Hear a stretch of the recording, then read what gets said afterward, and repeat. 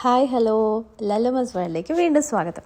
ഇന്ന് നമ്മളെ chicken roll ഉണ്ടാക്കാമെന്ന് വിചാരിച്ചു. പിള്ളേരെപ്പോഴും ബഹളമാണ് ചിക്കൻ റോൾ വേണം. അങ്ങനെയാണെങ്കിൽ ഒന്ന് ഉണ്ടാക്കിയേക്കാമെന്ന് ഞാനും വിചാരിച്ചു. അങ്ങനെ ഞാൻ കുറച്ച് ചിക്കൻ ബ്രസ്റ്റ് എടുത്തു. അത് കുഞ്ഞുകുഞ്ഞായിട്ട് കട്ട് ചെയ്തു. ഇച്ചിരി മഞ്ഞപ്പൊടിയും മസാലപ്പൊടിയും കുരുമുളക് പൊടിയും ലേശം മുളക് പൊടിയൊക്കെ ഇട്ടിട്ട് ഒന്ന് വേവിക്കാൻ വെച്ചു കേട്ടോ, ലേശം വെള്ളമൊക്കെ ഒഴിച്ചിട്ട്.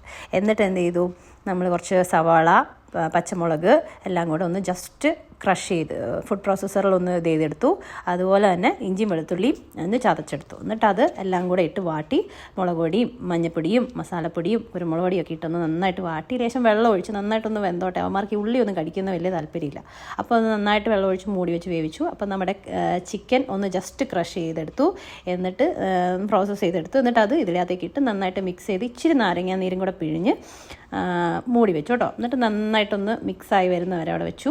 എന്നിട്ടൊരു ബൗളിൽ കുറച്ച് മൈദപ്പൊടിയാണ്, ഒരു 2-3 കപ്പ് എടുത്തു. എന്നിട്ട് കുറച്ച് വെള്ളം ഒഴിച്ചപ്പോൾ പാത്രം ചെറുതാണെന്ന് മനസ്സിലായി. അങ്ങനെ വലിയ പാത്രത്തിലേക്ക് മാറ്റി നന്നായിട്ട് മിക്സ് ചെയ്ത്, നന്നായിട്ട് വെള്ളം ഒഴിക്കണം, നല്ല ലൂസായിട്ട് വരണം. എന്നിട്ടത് നമ്മുടെ പാനിൽ എണ്ണ ഒഴിച്ചിട്ട് അതിനകത്തേക്ക് കുറച്ച് ഈ മാവൊഴിച്ച് നന്നായിട്ട് പരത്തി അധികം മൂപ്പിക്കാതെ നല്ല ബിളബിളാന്നുള്ളൊരു സ്റ്റൈലിൽ ഇങ്ങോട്ട് എടുത്തു. എന്നിട്ട് ഒരു പാത്രത്തിൽ എന്ത് ചെയ്തു, 2 മുട്ട എടുത്ത് ഇച്ചിരി കുരുമുളക് പൊടി ശകല ഉപ്പും കൂടെ ഇട്ട് നന്നായിട്ടൊന്ന് ബീറ്റ് ചെയ്തെടുത്തു.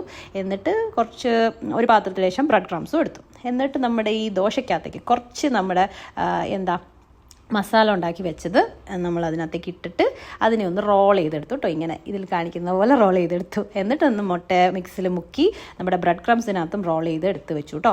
അങ്ങനെ എല്ലാം ചെയ്തു.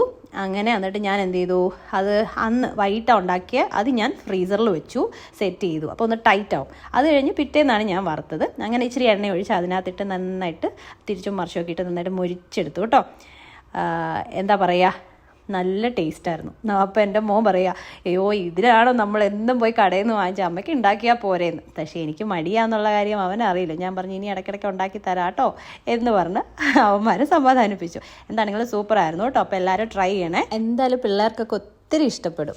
എല്ലാവരുടെയും സപ്പോർട്ട് പ്രതീക്ഷിക്കുന്നു. അപ്പോൾ അടുത്ത വീഡിയോയിൽ കാണാം. ബൈ.